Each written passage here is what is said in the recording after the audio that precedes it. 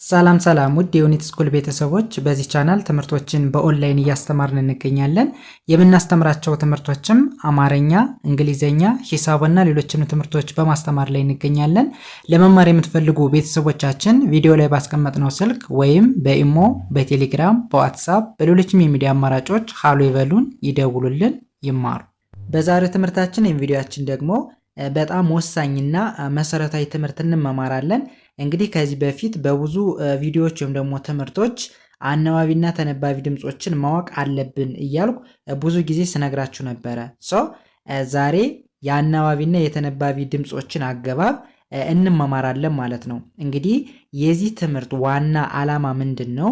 በተለይ ለእንግሊዘኛ ጀማሪ የሆናችሁ ቤተሰቦች እንግሊዘኛን በቀላሉ ማንበብ መጻፍ እንድትችሉ የመጀመሪያው ትምህርት ይህ ነው መሆን ያለበት ማለት ነው።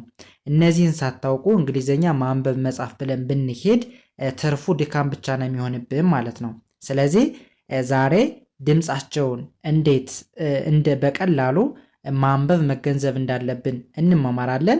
ከእናንተ የሚጠበቀው ትምህርቱን ቪዲዮውን እስከ መጨረሻው መከታተል ከቻላችሁ ጥሩ ነገር ታገኙበታላችሁ። ወደ ትምህርቱ እንሄድ። ኦኬ እንግዲህ ወደ ትምህርቱ ስንሄድ የእንግሊዘኛ ሌተሮች ወይም ደግሞ አልፋቤቶች ስንት ናቸው? በቁጥር 26 ናቸው። 26 እነዚህን 26 የእንግሊዘኛ አልፋቤቶች ደግሞ ተነባቢና አናባቢ ብለን ከሁለት እንከፍላቸዋለን። አምስቱ ተነባቢ ሲሆኑ አምስቱ አናባቢ ሲሆኑ 21ዱ ደግሞ ተነባቢ ይሆናሉ ማለት ነው። ስለዚህ አናባቢዎች እነማን ናቸው? አምስቱ ኤ፣ ኢ፣ አይ፣ ኦ፣ ዩ እነዚህ አምስቱ አናባቢ እንላቸዋለን። ከዚህ ውጭ ያሉት ተነባቢ ናቸው። ስለዚህ ዛሬ የምንመማረው ተነባቢና አናባቢ ድምጾች በተከታታይ ሲመጡ ማን ብለን ማንበብ እንችላለን፣ ምን አይነት ድምጽ አላቸው የሚለውን እንማማራለን ማለት ነው። መልካም። ከመጀመሪያው ስንጀምር የመጀመሪያው የእንግሊዝኛ አልፋቤት ማን ነች? ቢ ነች። ሁለተኛዋ ደግሞ ኤ ነች። ኦኬ ቢ ተነባቢ ስትሆን አይ ደግሞ አናባቢ ነች። ስለዚህ አሁን ትልቁ ነገር ቢ እና ኤ በአንድ ላይ ሲመጡ ምን አይነት ድምጽ አላቸው? ቢኤ ሚል በአንድ ቃል ላይ ወይም ደግሞ በአንድ ወርድ ላይ ብናገኝ ምን ብለን እናነባዋለን ወደሚለው ስንሄድ ቢኤ ማን ተብሎ ይነበባል? ባ ተብሎ ይነበባል። ወይም ደግሞ ባ ሚል ድምፅ አለው። ለምን? ቢ እንደ ብ ነው የምትነበብ፣ ኤ ደግሞ እንደ አ ነው የሚነበብ። ስለዚህ ብንና አን በአንድ ላይ ስታነቡት ባ ሚል ድምፅ ይሰጠናል። ጠቅለል አድርገን ብንና አን በአንድ ላይ ስናነበው ባ ሚል ድምፅ ይሰጠናል። ስለዚህ ባ ብለን እናስቀምጣለን ወይም ደግሞ እንጽፋለን ማለት ነው። ስለዚህ ቢኤ ባ ተብሎ መነበብ ቻለ ማለት ነው። መልካም ኦኬ። ከዛ ቢ ከኢ ጋር ሲመጣስ እንዴት ይነበባል? በተመሳሳይ አይቀየርም። ቢ ብ ተብሎ ነው የሚነበብ። ኢ ኤ ተብሎ ይነበባል ለብቻው ማለት ነው። ስለዚህ ብንና ኤን በአንድ ላይ ጠቅለል አድርገን ፈጠን ብለን ስናነበው ምን አይነት ድምፅ ይሰጠናል? ቤ ሚል ድምፅ ይሰጠናል ወይም ደግሞ ቤ ተብሎ ይነበባል ማለት ነው። ስለዚህ ቢኢ እንደ ቤ መነበብ ቻለ ማለት ነው። ኦኬ ከዛ ቢ ከአይ ጋር ሲመጣ ደግሞ ምን ተብሎ ይነበባል? ቢ ብለን እናነባዋለን። ለምን? ምክንያቱም ቢ ብ ተብሎ ነው የሚነበብ፣ አይቀየርም። አይ ደግሞ ኢ ተብሎ ይነበባል። ኦኬ አሁን ቢ እንደ ብ ከተነበበ አይ እንደ ኢ ከተነበበ ብንና ኢን በአንድ ላይ ጠቅለል አድርገን ስናነበው ቢ ሚል ድምፅ ይሰጠናል። ስለዚህ ቢ ተብሎ መነበብ ቻለ ማለት ነው። ኦኬ ከዛ ቢ ከኦ ጋር ሲመጣ ደግሞ ቢ አይቀየርም፣ ብ ተብሎ ይነበባል ለብቻው። ኦ እንደ ኦ ነው የሚነበብ። ስለዚህ ብንና ኦን በአንድ ላይ ስናነበው ቦ ሚል ድምፅ ይሰጠናል ወይም ደግሞ ቦ ተብሎ ይነበባል ማለት ነው። ኦኬ ወደሚቀጥለው ስንሄድ ቢ ከኢው ጋር ሲመጣ ማን ተብሎ ይነበባል? እንደ በ ይነበባል ወይም ደግሞ በ ሚል ድምፅ አለው። ምክንያቱም ቢ አይቀየርም፣ እንደ ብ ነው የሚነበብ።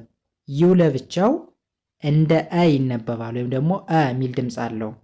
ስለዚህ ብንና እን በአንድ ላይ ስናነበው በ ሚል ድምፅ ይሰጠናል። በ ሚል ድምፅ አለው በውስጥ ታዋቂነት። ስለዚህ ስለዚህ ማን እንጽፋለን? በን እንጽፋለን። ወይም ደግሞ እንደ በ ይነበባል ማለት ነው። መልካም። እሺ አሁን ቢ ከተነባቢዎች ጋር ሲመጣ ከአናባቢዎች ጋር ሲመጣ እንዴት እንደነበር አይተናል። ቀጣይ ወደ ሲ እንሄዳለን ማለት ነው። ኦኬ። በተመሳሳይ ሲ ከኤ ጋር ሲመጣ እንደ ካ ይነበባል። ለምን?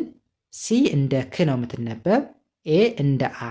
ስለዚህ ክንና አን በአንድ ላይ ያነቡት፣ ጠቅለል ያደርጋችሁ ስታነቡት ምን ይሆናል? ካ ሚል ድምፅ ይሰጠናል፣ ወይም ደግሞ ካ ተብሎ ይነበባል። ኦኬ። ሲ ከኤ ጋር ሲመጣስ? ከኤ ጋር ሲመጣ እንደምን ነው የሚነበበው? እንደ ሴ። ምክንያቱም ሲ ከኤ ጋር ሲመጣ ሲን እንደ ክ ሳይሆን እንደ ስ ነው የምናነበው፣ ኢን እንደ ኤ ነው የምናነበው። ስለዚህ ስንና ኤን በአንድ ላይ አንብቡት። ማንን ይሰጠናል? ሴ ሚል ድምፅ ይሰጠናል። ሴ። ኦኬ። ስለዚህ ሴ ተብሎ ይነበባል ማለት ነው። ኦኬ። ሲ ከአይ ጋር ሲመጣስ? በተመሳሳይ ሲን እንደ ስ እናነባለን፣ አይን እንደ ኢ። ስለዚህ ስንና ኢን በአንድ ላይ ስታነቡት ሲ ሚል ድምፅ ይሰጠናል ማለት ነው። ኦኬ። ወደዚህኛው ስንሄድ ሲ ከኦ ጋር ሲመጣ፣ ከኦ ጋር ሲመጣ ደግሞ ሲን እንደ ስ ሳይሆን እንደ ክ ነው የምናነበው፣ ክ እንላለን። ኦን እንደ ኦ። ኦኬ። አሁን ክንና ኦን በአንድ ላይ ስታነቡት ኮ ሚል ድምፅ ይሰጠናል፣ ወይም ደግሞ ኮ ተብሎ ይነበባል ማለት ነው። ኦኬ። እሺ ከዛ ሲ ከዩ ጋር ሲመጣስ? ሲ እንደ ክ ይነበባል፣ ዩ እንደ አ። ስለዚህ ክንና አን በአንድ ላይ ስታነቡት ከ ሚል ድምፅ ይሰጠናል፣ ወይም ደግሞ ከ ተብሎ ይነበባል ማለት ነው። ኦኬ። አሁን ሲን ጨረስን፣ ወደ ዲ እንሄድ። ኦኬ። ወደ ዲ ስንሄድ ዲ ከኤ ጋር ሲመጣ ዲ ለብቻው ምን ተብሎ ይነበባል? ድ ብለን እናነባዋለን። ኤን አ ብለን እናነባለን። ኦኬ። አሁን ድንና አን በአንድ ላይ ያነቡት ማንን ይሰጠናል? ዳ ሚል ድምፅ ይሰጠናል። ስለዚህ ዳ ተብሎ ይነበባል። ኦኬ። ዲ ከኤ ጋር ሲመጣስ ምን ብለን እናነበው? ዲን እንደ ድ እናነባዋለን፣ ወይም ደግሞ ድ ሚል ድምፅ አለው፣ አይቀየርም፣ ተነባቢው አይቀየርም። ከዛ ኢን እንደ ኤ እናነባለን። ኦኬ። አሁን ድንና ኤን በአንድ ላይ ያነቡት ማየት ድምፅ አገኘን? ዴ የሚል ድምፅ እናገኛለን። ዴ።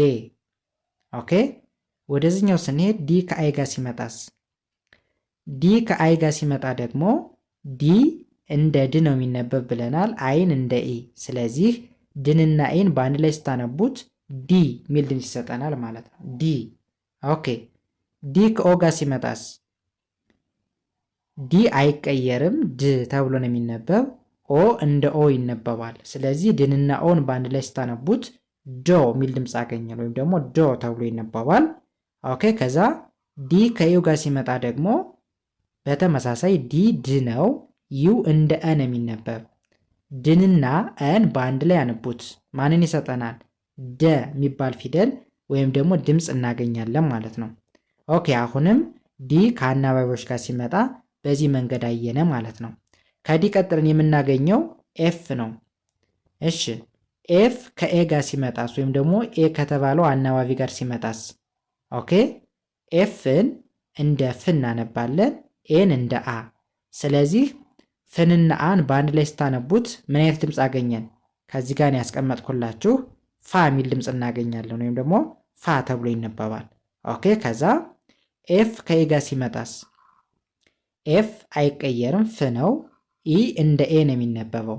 ስለዚህ ፍንና ኤን በአንድ ላይ ስታነቡት ምን አይነት ድምፅ አገኘን? ፌ የሚል ድምፅ እናገኛለን፣ ወይም ደግሞ ፌ ተብሎ ይነበባል። ኦኬ።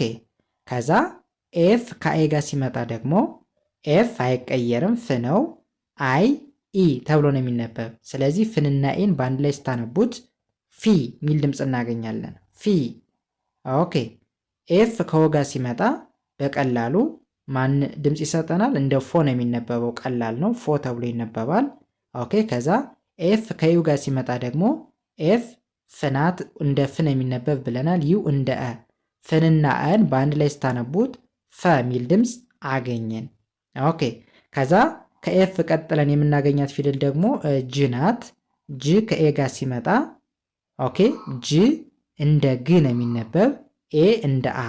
ስለዚህ ግንና አን በአንድ ላይ ያነቡት ማን እናገኛለን? ጋ ተብሎ ይነበባል። ኦኬ እንግዲህ ዛሬ ከዚህ ጋር ይበቃናል። ቀጣይ ደግሞ ከዚህ ቀጥሎ ያለውን እንመማራለን ወይም ደግሞ እናያለን ማለት ነው። እንግዲህ የዚህ ትምህርት ጥቅም ዋናው ዓላማ እንደነገርኳችሁ በአንድ ቃል ላይ ወይም ደግሞ በአንድ ወርድ ላይ እነዚህን አናባቢ ከተነባቢ ድምጾች ጋር ሲመጣ ምን አይነት ድምፅ አለው የሚለውን ለመለየት ነው የሚያግዘን። ይህን አወቅንም ማለት ደግሞ የፈለግነውን ወርድ ወይም ደግሞ ቃል በቀላል መንገድ መጻፍ ማንበብ እንችላለን ማለት ነው። ስለዚህ በደንብ ልታዩት ልትረዱት ይገባል።